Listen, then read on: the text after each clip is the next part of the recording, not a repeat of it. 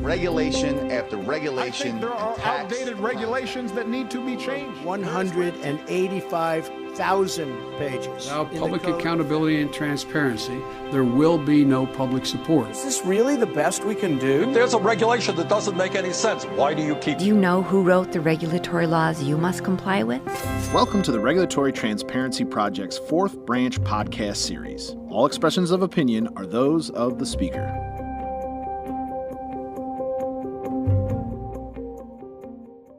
Welcome to the Federalist Society's Teleforum conference call. This afternoon, March 25th, we discuss Engine of Inequality, the Fed and the Future of Wealth in America. My name is Evelyn Hildebrand, and I'm an Associate Director of Practice Groups at the Federalist Society. As always, please note that all expressions of opinion are those of the experts on today's call. Today, we are fortunate to have with us Wayne Abernathy, former U.S. Treasury Assistant Secretary for Financial Institutions and one-time staff director of the Senate Banking Committee, and Karen Petrou, managing partner of Federal Financial Analytics Incorporated and author of today's book, Engine of Inequality, the Fed and the Future of Wealth in America. After our speakers give their opening remarks, we will turn to you, the audience, for questions. So be thinking of those as we go along and have them in mind for when we get to that portion of the call. With that, thank you for being with us today. Wayne, the floor is yours. Great. Thank you very much, Evelyn, and thank you, everybody who's listening into our Teleforum discussion today. I think you'll find it very interesting, very stimulating, and it's the kind of discussion that I believe is powerful because it rises above the discord that there is in a lot of these issues and searches for what I think are some really meaningful answers. And that's what we'll dive into. The way we're going to work this today is we're going to give time to Karen Petrou, the author of this book, to take a period of time to lay out for us all some of the key points and recommendations that are in her book. Then she and I will engage for a few minutes in a little bit of dialogue and back and forth. I'll put a few questions to her, maybe draw a few points out. And then we will turn the time to the listeners for questions that come from you. And that's the way we'll proceed. And with that introduction, let me now turn the time to Karen Petrou. Thank you so much, Wayne, and it is really a great pleasure to be on this program with you after knowing you so long and respecting your work from Senate Banking Committee through Treasury and on to the American Bankers Association. I think you've been a terrific thought leader for the industry across your career, and I'm looking forward to your questioning and those of the rest of the audience. As Evelyn said, the title of my book is Engine of Inequality, the Fed and the Future of Wealth in America. It's about a cause of economic inequality that isn't, I don't think, well enough understood. And the fact that it's often overlooked means that we are also missing one avenue for near-term solutions to income and wealth inequality that do not even require act of Congress, and I don't think are going to be anywhere near as controversial as some other proposals like wealth taxes or universal basic income or certain other proposals. So what I'm trying, as Wayne said, is to build a case for a significant cause, unrecognized cause of economic inequality, which is the financial, monetary, and regulatory policy led by the Federal Reserve, in which some other regulators, particularly over the banking sector, play a role. And then laying out some solutions to how best to resolve them. I had written the book without the solutions, and unfortunately the publisher said, nope, the editor said, we got to have some solutions here, so that was the hardest part of the book. But I hope it's part of the most constructive part, because obviously income inequality and wealth inequality are a huge form of personal, national, and political discord, disagreement, and even suffering. Why is the engine of inequality in the title? That's because, as Thomas Piketty's book, Capitalism in the 21st Century, demonstrates so well, economic inequality is like an engine. It has cumulative force. The richer you are, the richer you get, you and your heirs, and the poorer you are, the poorer you get, unless something slows and then reverses that engine. Sometimes the things that change the engines are wars. Sometimes they're revolutions. Sometimes they're more modest changes, but significant, typically in the tax code, inheritance taxes, things like the wealth tax Elizabeth Warren is talking about. Many times those changes are relatively ineffective because the engine is so powerful. Financial policy isn't the only reason that engine of inequality is so powerful. The United States has become increasingly unequal, judged by income and wealth, since the 1980s, and that is due to the combination of tax policy, education policy, trade policy, and demographics, among others. But when I started working on this book, the reason I started working on this book, in fact, was when I looked and I saw something happened in 2010. The United States, as I said, was economically unequal and becoming more so starting in about 1980. But in 2010, income and wealth inequality took off. In Chapter 2 of my book, there are some charts, and you'll see there's just a sharp jackknife up in the inequality rate. And we didn't all get older. Tax policy didn't become suddenly more regressive. In fact, at 2010, 2011, it was quite progressive due to the Obama tax cuts. Trade policy didn't change. Education policy didn't change. What really changed was the post-2008 crisis, monetary policy set by the Fed, and rules that govern the financial services sector. And that might seem pretty arcane until you think about, well, what is economic inequality? It's about income and wealth. And what are they but money? What federal agency has more power over money than the Federal Reserve? Fed, of course, has power over lots of other things. And I actually got started thinking about these issues because in 2016, I was asked by a client, one of the banking industry associations, that was not Wayne, another one, to look at the unintended consequences of the intersection of post-crisis rules up to that point, 2016, particularly the capital and liquidity rules, from a financial stability perspective. And I could see some significant warning signs of what actually happened in 2020. But I think because I happened to be reading Piketty's book at the time, income inequality was on my mind, and I started to look and see just what happens when markets go up due to the Fed's enormous footprint in the markets. And what happens when bank regulation, certainly it made banks a great deal safer than they were before 2008, but it also changed the financial crisis.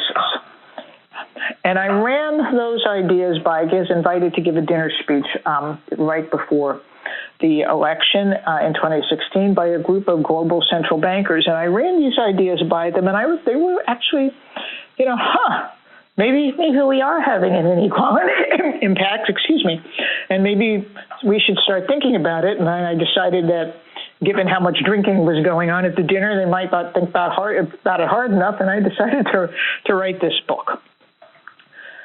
What are the things the Fed does, along with the other banking agencies, to make economic inequality, worse than it otherwise might be? And I think there are 4 aspects of the Fed's monetary policy and that overlap with post-crisis regulatory policy. But let me run through those pretty quickly. First, inequality force in the engine that the Fed drives are interest rates.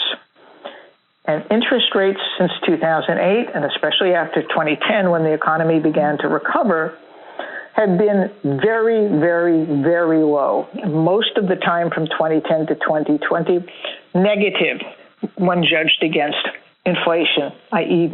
real in negative, nominal. Negative in real inflation-adjusted terms, as opposed to the slightly nominal positive rates you see when you walk by a bank. Rates that low distort the financial markets because they change critical factors such as the net interest margin, which determines what kind of assets banks hold. Banks can't make a profit making a loan because their cost of capital is too high and the interest rate they can get on it too low, they will not make the loan. The Fed thought that banks would just lower the rates that they charged on loans and that would increase equality. But in fact, it didn't work. And part of that is because the United States, as a country without a strong middle class, did not have enough people in the economy with strong capacity to consume. Just go out, rates drop, they go out. The old theory of monetary policy is the central banks drop rates. People say, well, gee, now I can get a car loan for a lot cheaper. You know, honey, let's go out and buy that car. They go out and buy the car. That boosts output, that puts employment and the economy's recovery. But when you have a middle class, and the United States has people from the 25th to the 75th part of the income wealth spectrum, with more debt than assets, living essentially hand to mouth. You know, in 2019, 25% of the middle class skipped medical treatments they couldn't afford for themselves or their kids. They aren't going to buy a new car unless their old one breaks down. They aren't going to buy a new house, partly because the banking rules made it much harder for people to get homes without large down payments, but often because they don't have the capacity to support buying a home, and therefore the lawnmower and everything else that was supposed to spark output. So ultra-low rates drove market speculation, not growth, especially not equitable growth. They also had a very profound and adverse impact on the ability of American households to save for the future. This is through their own direct savings, because if you put your money in the bank now, you lose money in real inflation-adjusted terms. But it's also true in pension plans, in insurance companies. We have significant gaps across the spectrum of financial institutions that are critical to long-term family financial security, who are chasing yield, taking risks, speculating in ways. I was on a phone call earlier today with life insurance companies who were talking about buying Bitcoin. I mean, this is not the old kind of investment that insurance companies, knowing that they need to honor life insurance claims 30, 40 years out, were once even allowed to take, let alone wanted to take. And they're doing it now. They're speculating. The Fed's huge portfolio increases this speculative frenzy because the Fed, after 2008, took safe assets out of the financial markets by buying trillions of Treasury obligations and agency securities. That was designed to give banks cash to lend, but it didn't. Banks, again, because of new rules, combined with the fact that the economic recovery was very weak and banks weren't going to take any more risks than they had to, nor should they. Banks didn't just say, okay, thanks, Fed, for the trillions. We're going to go out and lend to a lot of people who don't actually seem to want to borrow. Demand for new loans was very low. We're going to put that right back. It's a round trip back into the Fed, deposits in what are called excess reserves at the central bank, where banks actually made a pretty good interest rate compared to what they could by taking risks out there in the market, again, taking their cost of capital into account. So that's the second thing. First thing that the Fed did to rev up the engine of inequality was ultra-low rates. Second thing was its huge portfolio. The third thing was the fact that as the Fed was driving markets, financial markets, particularly the stock market, higher and higher, it basically said, you know what? You can't lose. This was called the Greenspan put, because the Fed always stepped in when the market started to look a little rocky. It dropped rates to ensure that investors looking at their options said, you know, I can make on a risk-adjusted return, I can't make enough by putting my money in a savings account or other investments. I better dive even more deeply in the equity market. That's the Greenspan put that protects investors from losing too much. And that was the Bernanke put, the Yellen put, and now it's the Powell put. Every time markets shake even a little, the taper tantrum that everybody cites as the reason why the Fed chickened out of reducing its portfolio in 2013 was a very modest 3% drop. But it spooked the Fed, and they said, oops, sorry, Markets will never normalize. The Fed controls the market. The word of traders is never bet against the Fed. And it's a no-risk bet. And again, average Americans, they take risks, especially if they try to be prudent and put their money in the savings account. Investors, not so much. And that creates what is known as moral hazard. Essentially, markets that never go down as much as no matter how much speculation there is until they blow up like they did in 2008. They did in 2020, and then the Fed steps in and essentially doubles down on its ultra low interest rates, its gigantic portfolio, and its ironclad safety net between the financial markets. And those are, I think, the most important monetary policy drivers of economic inequality, and each of them can be addressed through normalized, rapidly introduced, if careful, adjustments to the Fed policy so that the Fed stops running the U.S. financial system and private investors and financial markets, again, take their prime role as the arbiters of who wins and who loses, not the Fed. The regulatory side of the inequality engine, those turbines in the engine, were designed by the Fed to make, and the other banking agencies, to make the banking system safer. And as I said, that was important. Banks were taking far too much risk, in part because they also enjoyed moral hazard, that so-called Greenspan put. And everybody thought all of the big banks were too big to fail. And when they started to take undue risks in 2008, early 2007, early 2008, the market said, let's get a few extra points here. Betting on the banks is, again, ironclad safety net beneath them, no risk for us, and that works till it doesn't. So new rules came in. However, it wasn't just the banks that went awry in 2008. It was Fannie Freddie, it was big insurance companies, it was money market funds, it was both banks and non-banks. And the rules after 2010, the Dodd-Frank Act and the Fed, were bank only. Now, we can argue about the rules, whether they were warranted or not, and too intrusive or too costly. I don't think we can argue about the fact that they were asymmetric. Only banks were regulated for the most part. And the Fed, what the Fed thought banks would do would say, okay, we have these high-cost capital rules or these new liquidity requirements.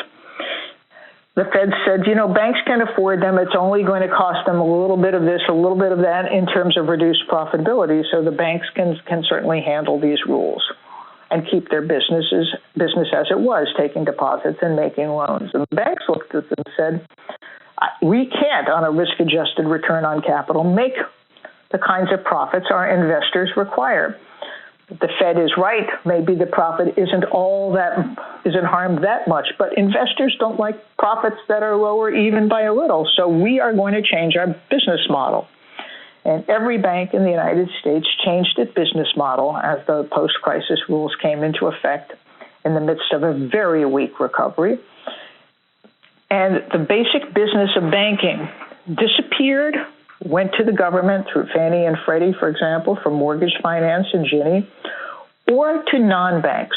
And many of them, in the absence of rules, took a lot of risks. We saw this in the mortgage sector, where the non-bank mortgage lenders and servicers took a lot of risks banks were barred from doing, and in 2020 almost blew up. They were saved by a variety of actions from the government that the banks did not need. Many of the new entrants, some of them were innovative, and many of them claim that they're working on financial inclusion, but in fact, a lot of the products are dangerous for vulnerable households. There aren't service centers. There aren't call centers. People are used to having that protection of more than $50 at risk if a check or a credit card payment, if it's fraud. That doesn't exist with a lot of non-banks, and we've seen some of those risks materialize. And you get the financial system out from under the rules. Many of the rules may well seem unnecessary, but you get a really distorted result when they only apply to some providers of the same service, not to all. I would finally point out that these rules and the asymmetry in them created another really significant new development, which is money and new forms of money outside the regulated banking system and outside even the Fed, cryptocurrencies, virtual currencies, or what's now being discussed, central bank digital currencies. And these have significant equality implications because, again, innovative as they are, it's thoroughly unclear that Bitcoin and these new currencies that are very interesting forms of speculative investment have the characteristics of what we need for money, which is that it be a reliable medium of exchange and storehouse of value. Interesting, lower income households rely to a far greater degree than most Americans on cash.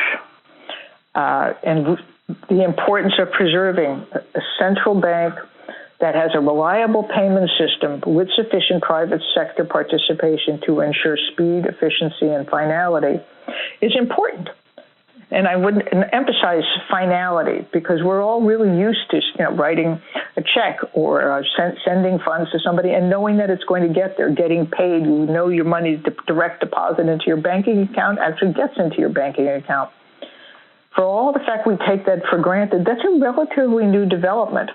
And a raft of rules that Wayne at the Treasury and in the banking roles he's played is very familiar with, many of them put in place to solve problems that occurred. Things like expedited funds availability and the Electronic Funds Transfer Act. All those standards were put into place by Congress in the wake of problems created in the banking system. And I think in the absence of like-kind rules, we're going to see that outside the banking system. Wayne, let me stop there because I think what I've talked about are the engine of inequality in financial policy and how powerful they are. Maybe we should stop here and talk about them and then move on to some of the solutions. Very good. There's certainly never enough time to get into everything we want. That's why you write it as a book and it's not a monograph, but I appreciate what you've put on the table. Plenty to discuss there. If I may, I want to put one question to you that comes from one of the things I really appreciate greatly from your book, and is that you carefully endeavor to stay above partisanship while yet at the same time offering very real, significant, but doable reforms. And I'll give you one example of that. And this one is obviously very doable because it just goes to what the Fed leaders say. And you recommend that they ought to say publicly something, for example, along the following. And I'm quoting from your book. You say they should put out a statement that says something to the following, quote, equitable financial policy starts with an understanding of who has and owes how much, and proceeds to public statements from the Fed that while it seeks market stability, it cannot and indeed will not guarantee it, end quote. That is a statement that the Fed chairman could make today. Who could argue with such a statement? But tell us, in your view, why is it important and what kind of a change would a statement like that mean?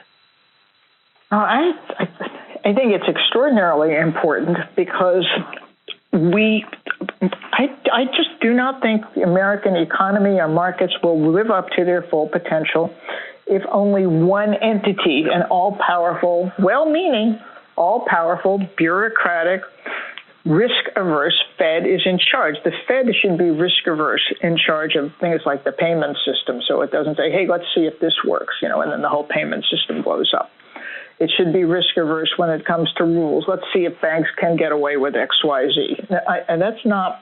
But markets are for loss, not gain. That's an essential market discipline. And if you don't have that, you get asset bubbles, and they almost never end well.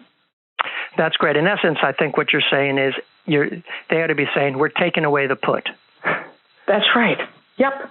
We will step in. The statute, the law actually says that in Section 13.3 of the Federal Reserve Act that the Fed is to provide only emergency liquidity. I think that's an important word, liquidity support, and then only in exigent and unusual circumstances at penalty rates. And instead, what the Fed did in 2008 and did again just last March is it provided tremendous amounts of liquidity for entities whose solvency was far from assured, say junk bonds. I mean, if you think about the Fed creating an enormous facility for the corporate bond market, one in which you had highly leveraged, high-risk taking instruments, tremendous numbers of debt instruments doing nothing but paying for greater dividend and share buybacks from speculative or certain types of bought new IPO or bought out firms. Those are markets in which people should lose money. You have had a series of amazing IPOs for all sorts of companies that have never made a nickel because nobody thinks anything can go wrong. And I really lay that at the Fed's feet. It is so afraid of volatility and rightly desirous of financial stability that it has washed risk discipline and I think, frankly, the freedom of the free market out of the financial system. Commenting again on talking a little bit more about Section 13.3 because that's very important. It's one of the original purposes for which the Fed was created, was to have this liquidity role. You write, I'm again quoting from your book, quote, that the Fed, quote, actually took over the market instead of only supporting it in extremis as the law's intent clearly requires, end quote.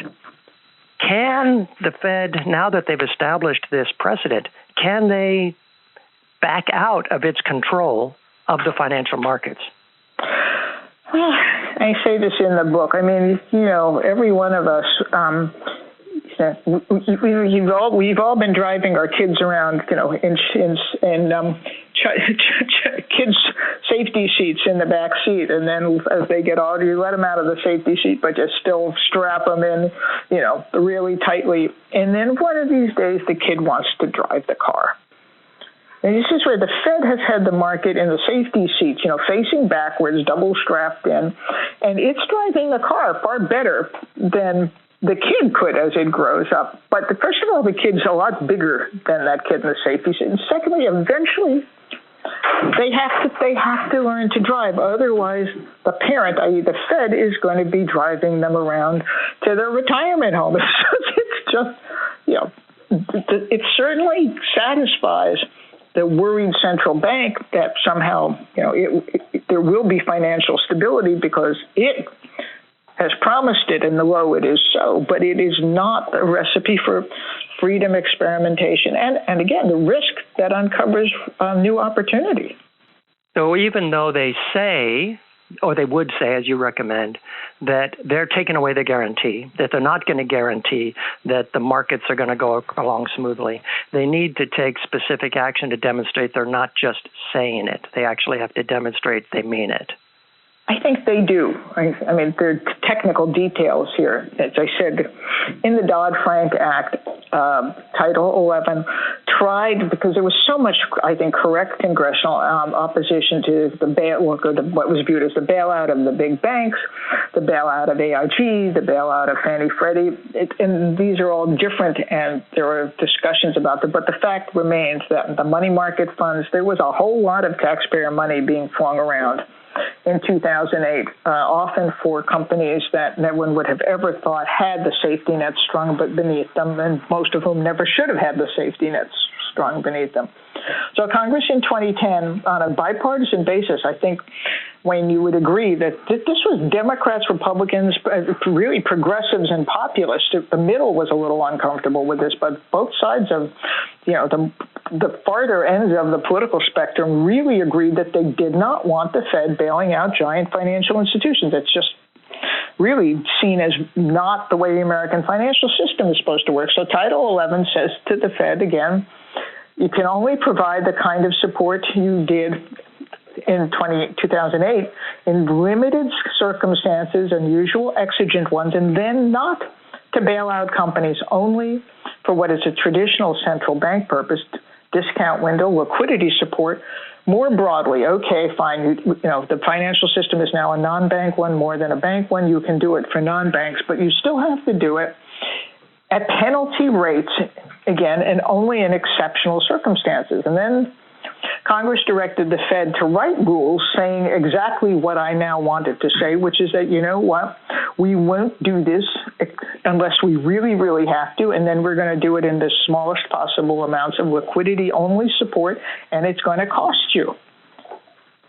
And what's really fascinating, the Fed refused to do that every time. The only reason the Fed finally issued the rule implementing that Title 11 requirement of Dodd-Frank was when Janet Yellen was being confirmed for chairwoman of the Fed.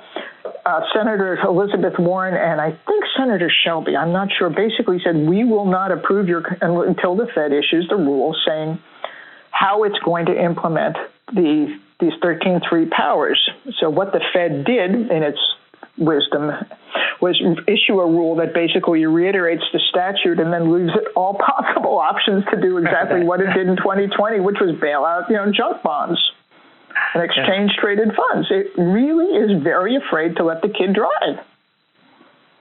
Well, one of your recommendations, and one with which I strongly agree, is that the Fed needs to shrink its portfolio, which is approaching a size equal to about half the national GDP.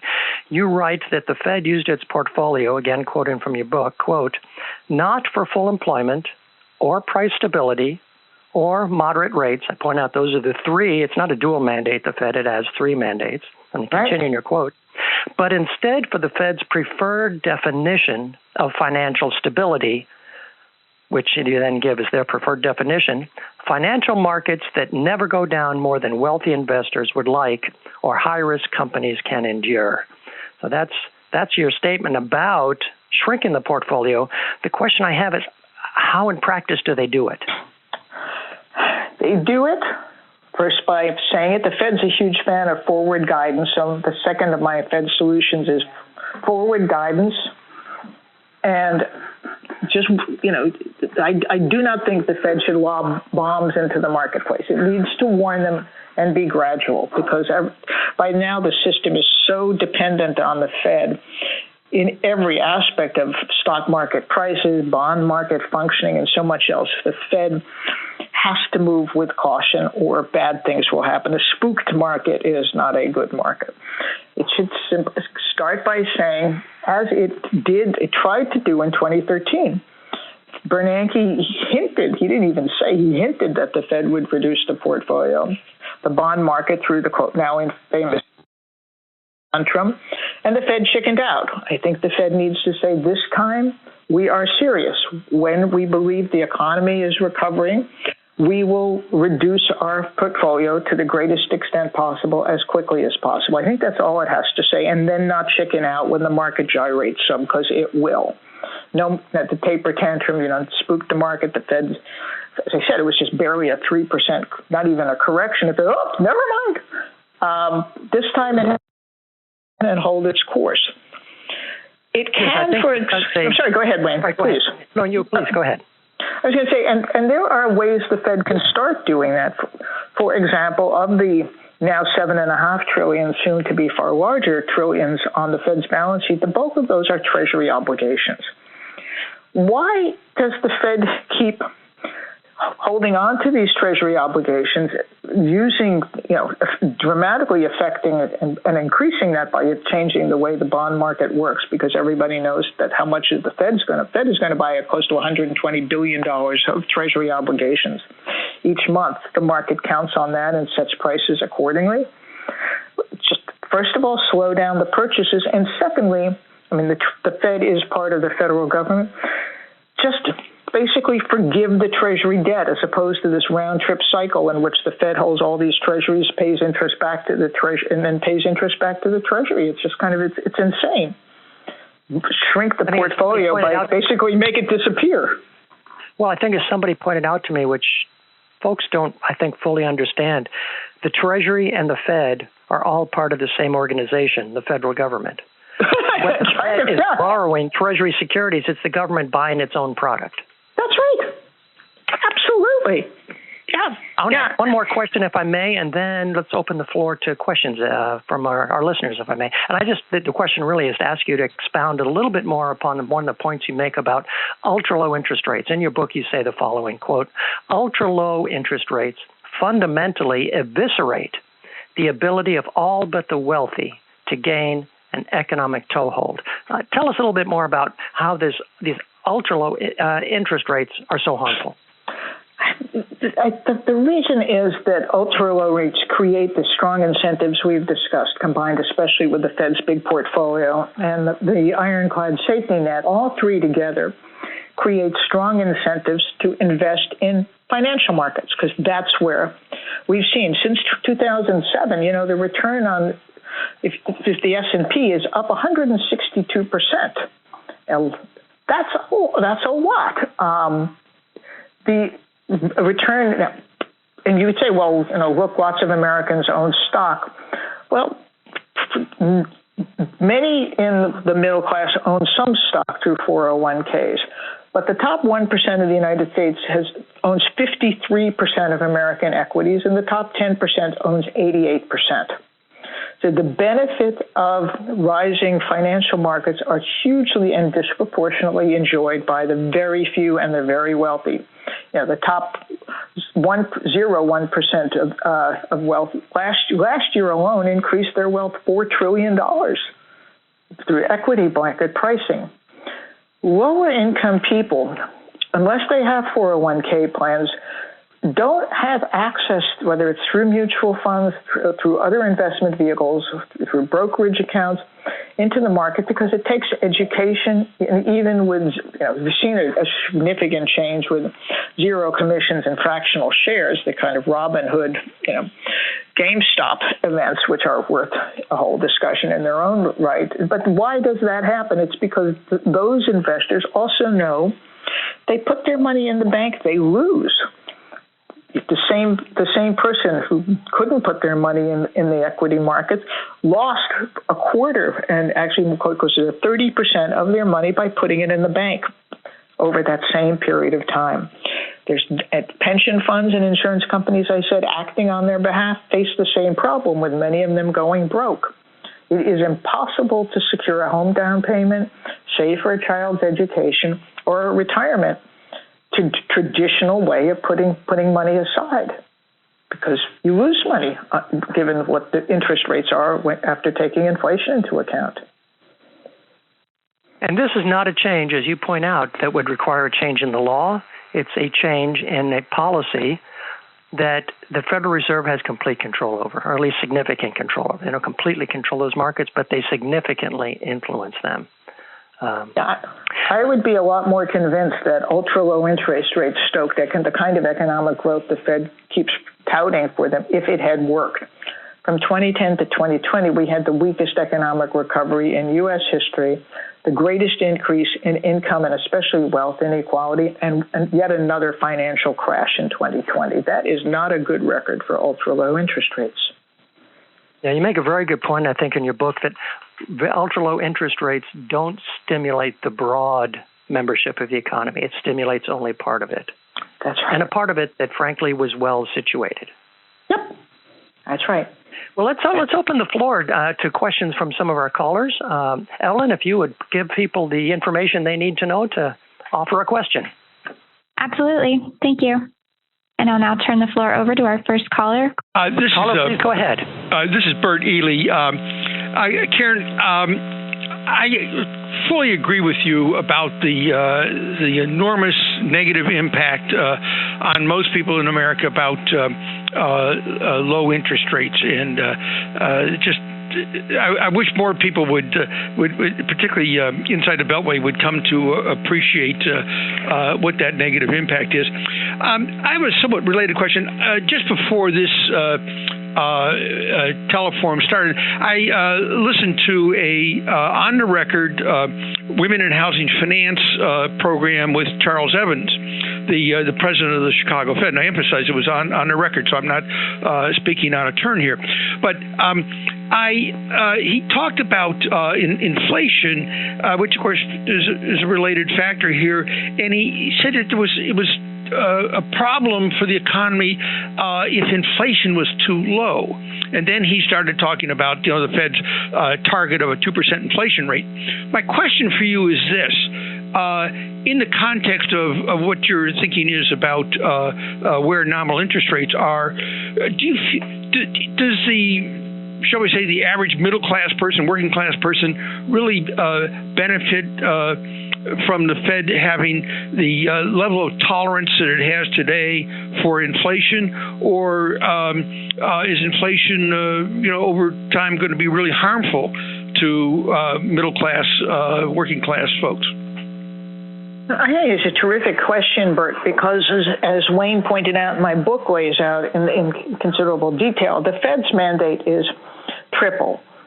Not max. If you read the law carefully, just the 1913 Act, the 1946, the 1977, and the 78 Acts, the Fed's mandate is full employment, not the way it's measured employment just by one indicator of employment, even when 1 out of 5 Americans said at the time they wanted to work and couldn't find work. That's a 20% unemployment rate, not the record, quote unquote, 3.5%. That's the first part, full employment. The second part is price stability, which is why the Fed has so long been focused on inflation and now has people worried because maybe it'll tolerate a little bit more inflation. But the way the Fed measures price stability, I think, is really distorted and misses a really critical point, which is what prices do to the middle class. We've seen the cost of education has gone up 600%, most of that in recent years. The cost of housing affordability way up.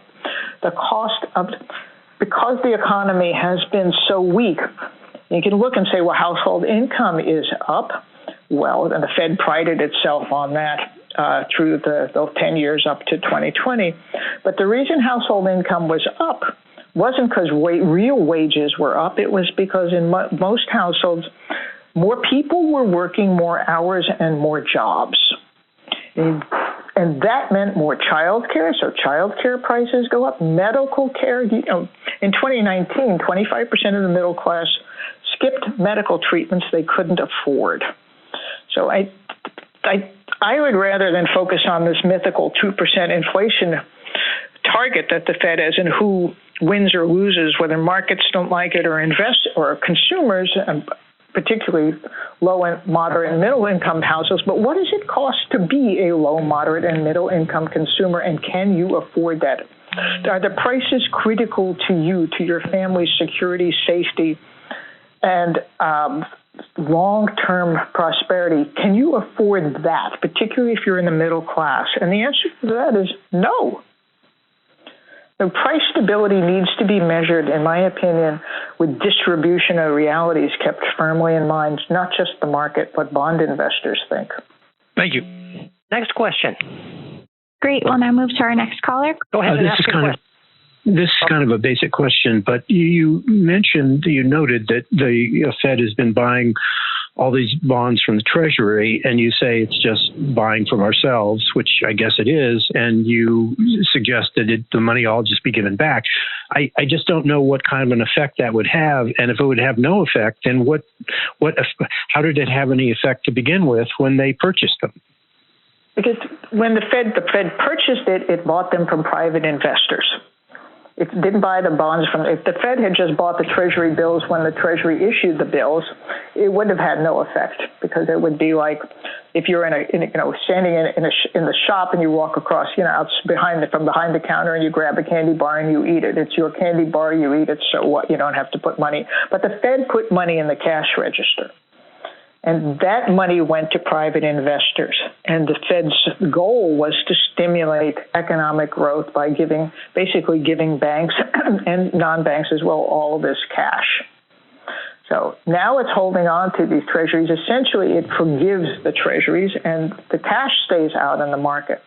But it's not buying cash securities from the Treasury, it's buying them from the market. And again, that distorts the market to a very considerable degree. But wouldn't that be very inflationary if they just canceled all those and gave them back? Well, they wouldn't give them back; they would just disappear. If they gave them back, it could be. But they own. When the Fed owns treasuries, it's like you owning the candy bar. You eat it. Mm-hmm.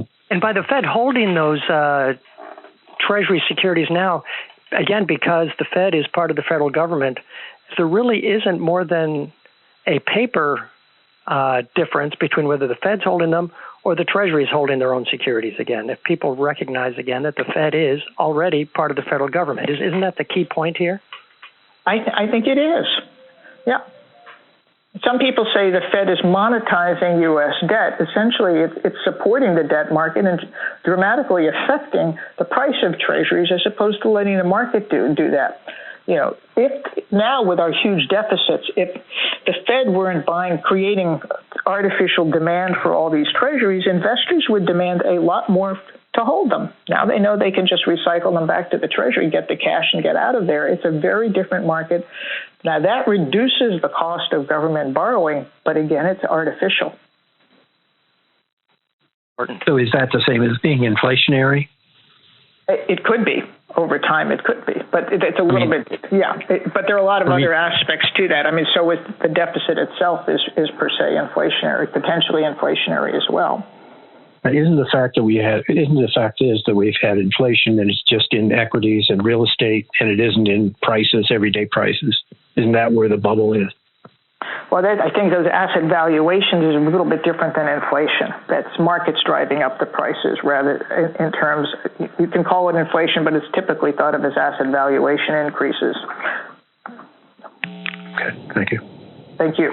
Thank you. So Karen, by holding the securities, they have to buy them by law, if I understand correctly. The Treasuries, as you point out, cannot sell directly to the Fed. They have to sell to a bank or someone else, and the Fed buys from them.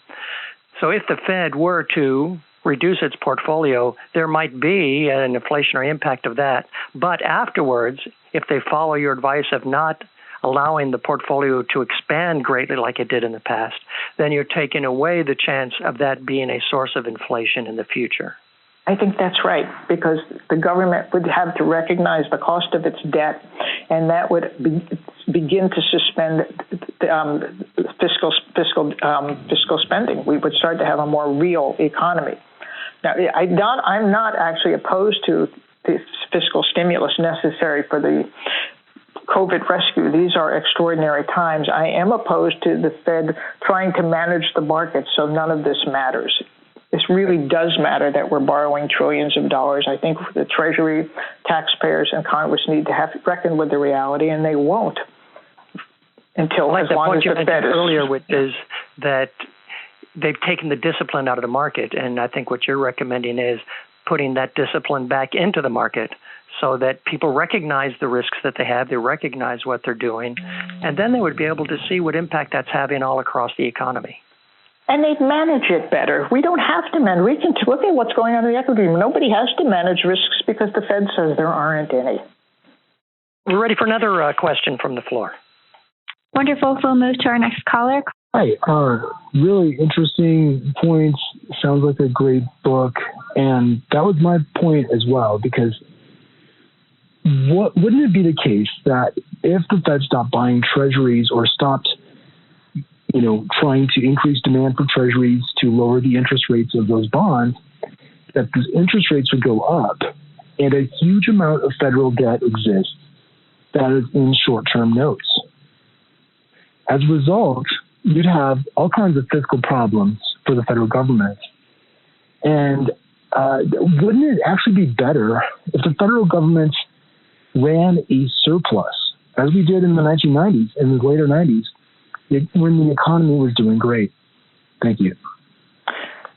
Yeah, it's just going to be there's no easy way out. Back to the caller who asked from 617, who asked about inflation and your point about the government deficit. This is a complicated problem compounded by 10 years of engine of inequality, 10 years of unequal monetary and regulatory policy. These have made it much easier. It's not, look at the 2017 tax cuts. Whether you believe in them or not, they dramatically increased the federal deficit, and that was, quote, that was free. Congress got away with it. We get away with a lot. Like, you get away with driving 100 miles an hour because there's this, deus ex machina that never lets you hit the guardrails. And sometimes people drive even faster than a secular authority can safeguard, and that I think is where we are. Great. Thank you for that question. I think we're ready for the next question from the floor. Great. At the moment, that was the last question in the queue. And while we're waiting for any other callers who would like to ask a question, I'll hand the floor back over to you, Wayne, for additional questions. Yeah, thank you. There was one question I wanted to put to you, Karen, that time wasn't allowing at the moment, but let me offer this now. You talked a little bit about the interaction between monetary policy and with regulatory policy. I have been concerned, as have others, that Federal Reserve Bank capital rules following the 2007-2009 recession were deflationary, undermining the very stimulus policies. Would you elaborate a bit about where you see and what you see in the interaction between monetary and regulatory policies and how they together promote inequality and how you believe that they should be coordinated instead to address those problems of inequality? And I think you talked particularly about the impact on bank lending. I thought that was powerful in your book. If you could talk about that a little bit more. Oh, thank you very much, Wayne, because your expertise in this, I really, really appreciate that. Yeah, I think the Fed somehow expected that banks would keep on lending when interest rates dropped. As I said before, they Wayne, you and I have read enough Federal Register notices to know that they always include these cost-benefit analyses at the end in which the Fed says things like, this rule will cost banks an additional $42.3 billion in capital, and that's 5% of capital, so what the heck? And the banks don't think like that. They look at these ultra-low rates, and then they higher cost of doing business, and as I said, they change their business model. That decreases output because the whole engine of output is, the whole point of ultra-low rates is that new money is put into the economy to generate plants and equipment. And instead, all it did was generate corporate buybacks and dividends, because people couldn't make the investment decision work. I actually remember, in my day job, I run a financial consulting company, and we spend a lot of time working with big financial companies and investors trying to help them figure out their strategies, and we in 2010 through 2020. And we were working, for example, on a new bank charter. And there was just no way with ultra-low interest rates and the cost of capital, we could make the 20% return on investors that the market demanded. So the new bank never opened, and the loans and financing it was going to offer never got made. Wow, that's powerful. And I think that's very important. And you see it now when you look at bank portfolios today. Do we have any other questions from the callers yet at this point? We do, yes. We do have two more questions. Go ahead, caller.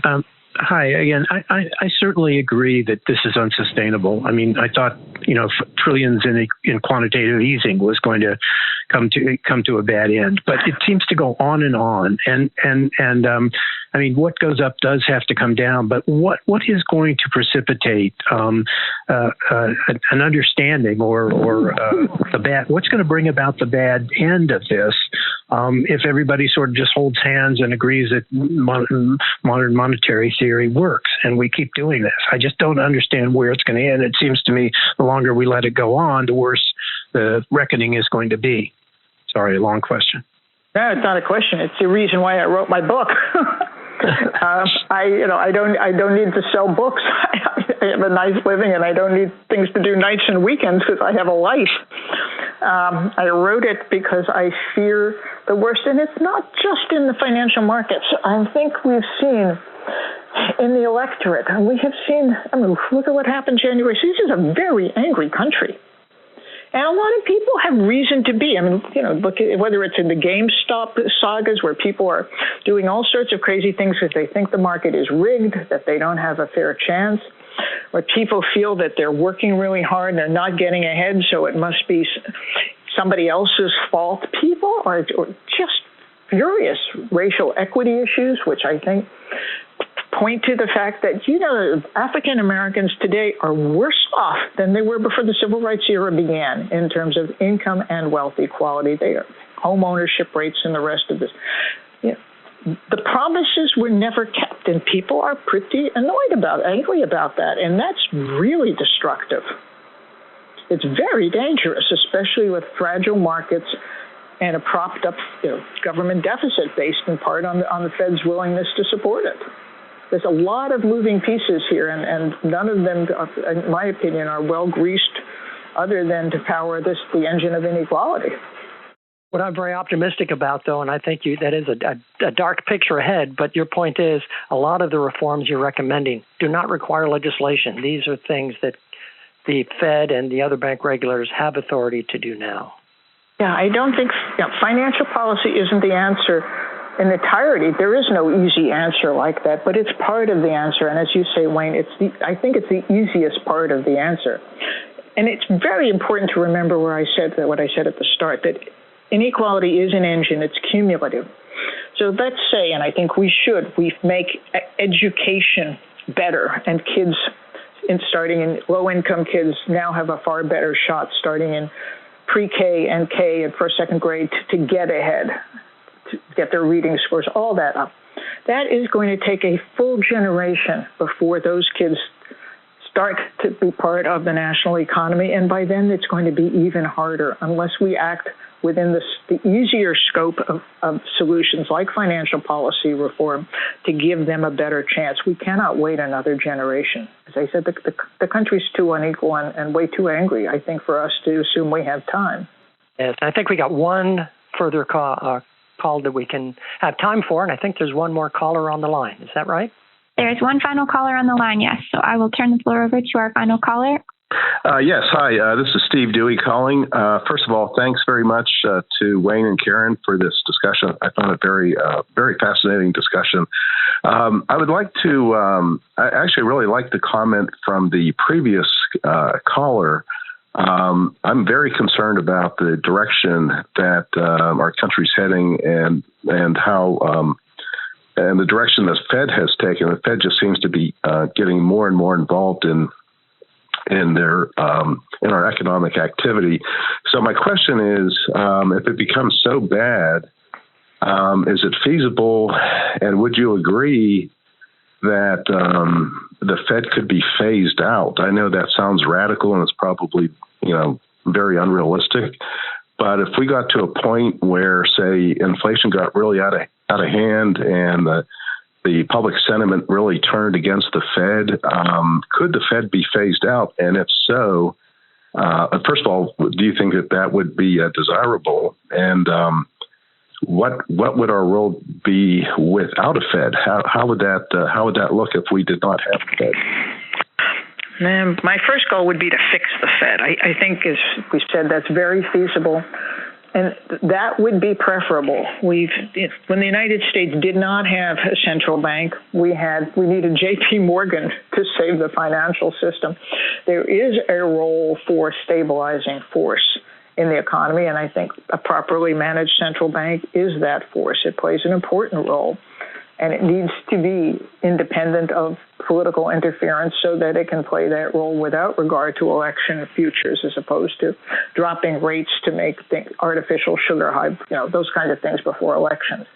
But if we don't fix the Fed, I think it certainly is contributing to to such a grave problem that the kind of solutions you're describing could well threaten central banking. And I would hate to see that. I think I would like to reform it first. And Karen, we are just about out of time, but we have time for any final comments you'd like to make.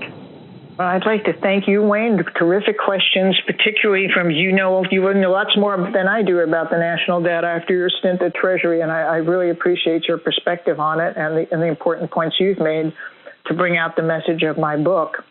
I really do hope that those of you on the line have learned a bit about both the engine of inequality and how the Fed's role in it has significantly increased wealth inequality and therefore economic and market dysfunction and political anger. It is something we can all work together to fix, and I really look forward to trying to do that with all of you on this call. Great. Thank you very much, Karen, and thank you for giving us the time, especially the time to write the book and put some very important issues on the table. Evelyn, the time is back to you. Wonderful. Thank you. On behalf of the Federalist Society, I want to thank our experts for the benefit of their valuable time and expertise today. And I want to thank our audience for calling in and participating. We welcome listener feedback by email at info@fed-soc.org. As always, keep an eye on our website and your emails for announcements about upcoming teleforum calls and virtual events. Thank you all for joining us today. We are adjourned.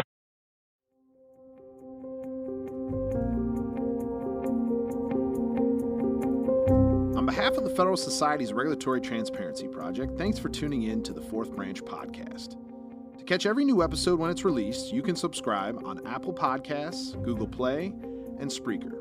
For the latest from RTP, please visit our website at regproject.org. That's regproject.org.